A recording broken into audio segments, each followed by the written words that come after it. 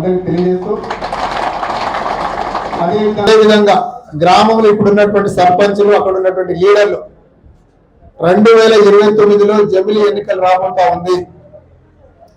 ఆ జమిలీ ఎన్నికల్లో భాగంగా గౌరవ మన leader of the opposition in parliament Rahul Gandhi గారిని ప్రధానమంత్రిని చేయడమే మన లక్ష్యంగా మనం కష్టపడి పని చేయాలని అందరినీ సూచిస్తూ స్థానిక సంస్థల ఎన్నికల్లో మేజర్గా ప్రభావితం చేసినటువంటి అంశం స్థానికంగా ఉండే నాయకుడికే ఓటేసి వారు గెలిపించారు.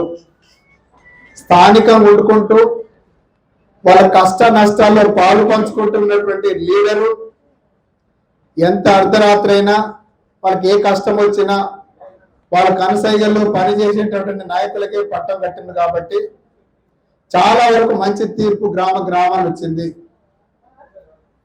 అందుకే మనం ఇప్పుడు అందరం మన సర్పంచ్ ఎన్నికల ప్రక్రియ పూర్తయింది. మనం గ్రామాలను అభివృద్ధి చేద్దాం. మన ప్రభుత్వ అధికారంలోకి వచ్చిన తర్వాత ఏటా మనకు దాదాపు 15 కోట్ల రూపాయలతోటి పంచాయతీరాజ్ శాఖ ద్వారా NREGS లో మనం సీసీ రోడ్లకు ఇవ్వడం జరుగుతూ ఉంది. అందుకే ఇప్పుడు నూతనంగా గెలిచిన సర్పంచ్ ఆధ్వర్యంలో కొత్త NREGS రోడ్లను వేసుకుందాం అని చెప్పేసి మీకు అందరికి తెలియజేస్తూ అదేవిధంగా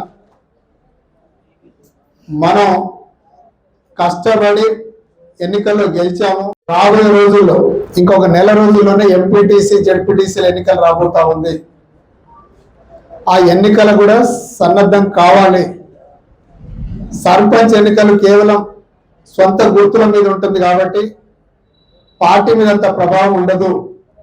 కానీ ఎంపీటీసీ జెడ్పీటీసీ ఎన్నికలు మన పార్టీ కేటాయించిన గుర్తులు ఉంటాయి కాబట్టి మనం అందరం కలిసికట్టుగా గ్రామంలో గ్రూపులు లేకుండా అందరు ఏకతాటి మీదకి వచ్చేసి మన అభ్యర్థులను భారీ మెజార్టీతో గెలిపించాల్సిందిగా కోరుతా ఉన్నా. చరిత్ర సృష్టించినోడు